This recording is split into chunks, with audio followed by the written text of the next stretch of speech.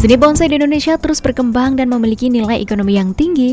Wilayah Indonesia sebagai daerah tropis memiliki jenis pepohonan terbanyak kedua di dunia setelah Brasil, dan Indonesia potensial untuk aneka macam bibit bonsai dan terus berkembang seiring bertambahnya penggemar. Maka tak heran budidaya bonsai sangat menjanjikan karena memiliki nilai ekonomi tinggi. Oleh karena itulah, sebagai salah satu cara meningkatkan perekonomian masyarakat di Kabupaten Blitar, sangatlah tepat bonsai dikembangkan menjadi bisnis atau usaha yang menguntungkan.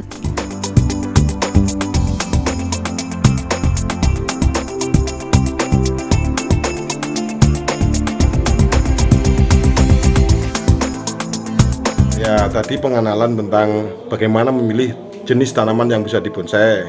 Lanjut sampai ke teknik budidaya, teknik pecah batang, cangkok akar dan segala macam, dan teknik penyuburan bonsai sampai ke teknik perawatan bonsai.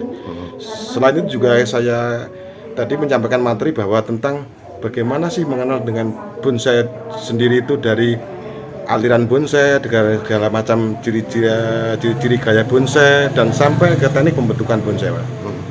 Artinya dan pengenalan jenis-jenis tanaman yang bisa dibonsai begitu ya Pak ya? Iya Pak, lengkap dengan seperti itu. Tanaman bonsai itu yang jelas bahannya harus berbatang keras Pak ya, berbatang keras dan berumur panjang.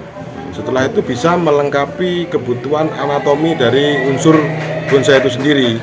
Misal bikin ada cabangnya, ada rantingnya, ada anak ranting dan lain sebagainya.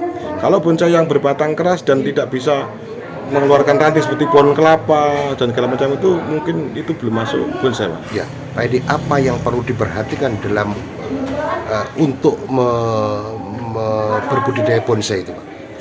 Yang perlu diperhatikan menurut saya itu yang paling penting itu teknik kita mengerti memelihara tanaman itu sendiri Pak ya. Jadi memelihara tanaman itu bagaimana tentang kesehatannya dan bagaimana tentang pengembangbiakannya tanaman itu sangat penting sekali. Selain juga bisa membentuk sebuah gaya-gaya bonsai ataupun seni-seni bonsai yang lebih bisa bersaing di pasar. Alhamdulillah, terima kasih pada hari ini kita dapat mengikuti pelatihan yang sangat luar biasa, karena pelatihan bonsai ini bisa menambah pengetahuan kami para PPL, khususnya penyuluh pertanian lapangan, bagaimana cara membuat tanaman yang biasa saja menjadi luar biasa, yang nilai jualnya mungkin di pasaran rata-rata menjadi angka yang fantastis. Dan di sini kita juga dapat ilmu baru, karena selain menambah nilai dari jual tanaman tersebut, bonsai itu ternyata adalah bentuk karya seni yang sangat-sangat mahal harganya. Jadi tadi juga kita baru tahu kalau ada bentuk suryanis, kemudian ada juga bentuk akar, dan juga ada juga mereka menganut seni dengan gaya banyak sekali abstrak dan lain-lain. Pak, materinya apa tadi Pak yang disampaikan itu dari pemateri? Jadi materi yang disampaikan tadi bagaimana cara kita memahami apa arti bonsai, Iya. Kemudian bagaimana cara memilih tanaman yang bagus untuk bonsai, dan cara membuat bonsai yang baik dan benar sesuai SOP. Iya, sebenarnya kalau menurut Bapak sulit nggak?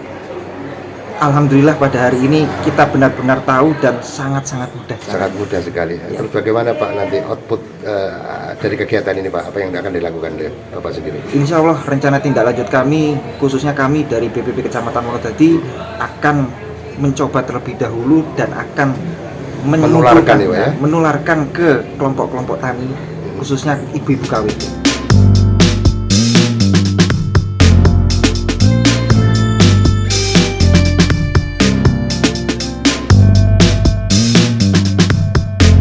Budidaya bonsai dengan cara cangkok banyak disukai oleh banyak orang karena bisa mendapatkan bibit dari tanaman yang sudah cukup berumur dengan bentuk dan tekstur yang dipilih dari tanaman bonsai yang sudah ada. Hanya saja umur tanaman dari hasil mencangkok cenderung lebih pendek. Teknik cangkok juga dapat digunakan untuk menyelamatkan tanaman bonsai dan perakaran atau batang bagian bawahnya kurang baik.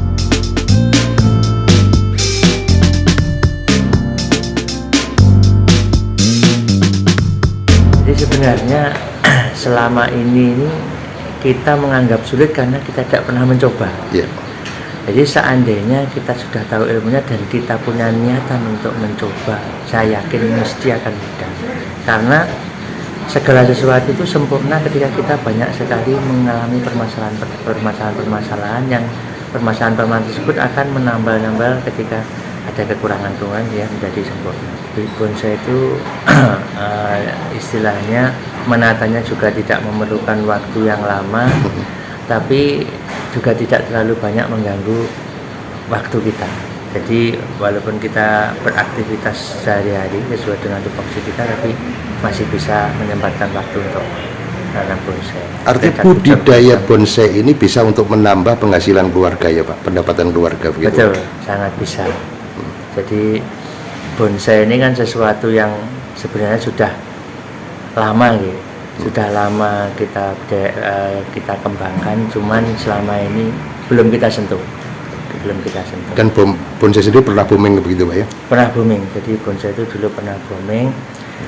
Dan begini, mungkin sekarang petani ini kan selama ini cuaca ini kan tidak menentu, tidak menentu, terus pupuk agak langka. Mungkin bonsai ini bisa menjadi salah satu alternatif dari para petani kita untuk melaksanakan usaha tani yang di luar kita.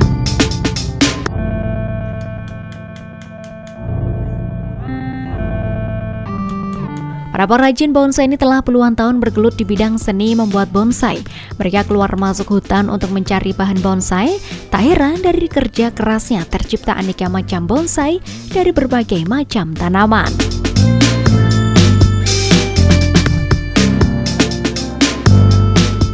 Ya, semoga dengan pelatihan bonsai kali ini bisa bermanfaat dan bisa semakin menumbuh kembangkan populasi budidaya bonsai di Blitar.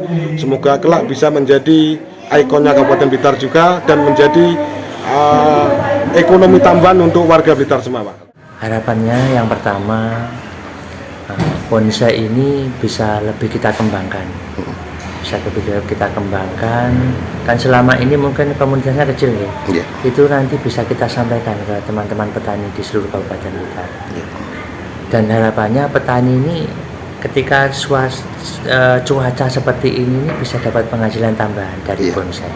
Apalagi tadi beliaunya yang pengajarnya juga mau membantu memasarkan. Nah ini suatu hal yang positif. Artinya mungkin dari penyuluh sendiri diharapkan bisa mengedukasi masyarakat Pak? Penyuluh nanti harapannya juga bisa mengajak juga Pak ya? Ya, selain untuk dirinya sendiri dan juga penyuluh itu nanti kepada petani ini bisa menyampaikan ke wilayah binaannya.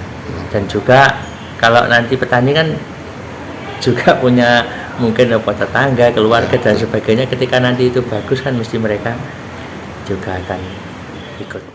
Terima kasih sekali untuk Dinas Ketahanan Pangan Kabupaten Blitar karena berkat pelatihan ini kami para PPL khususnya bisa mensosialisasikan ilmu yang kami dapat hari ini ke para petani kami dan mugi-mugi bisa bermanfaat untuk petani kami khususnya dalam hal menambah nilai jual dan menambah ekonomi ibu-ibu KWT di kelompok wanita tani.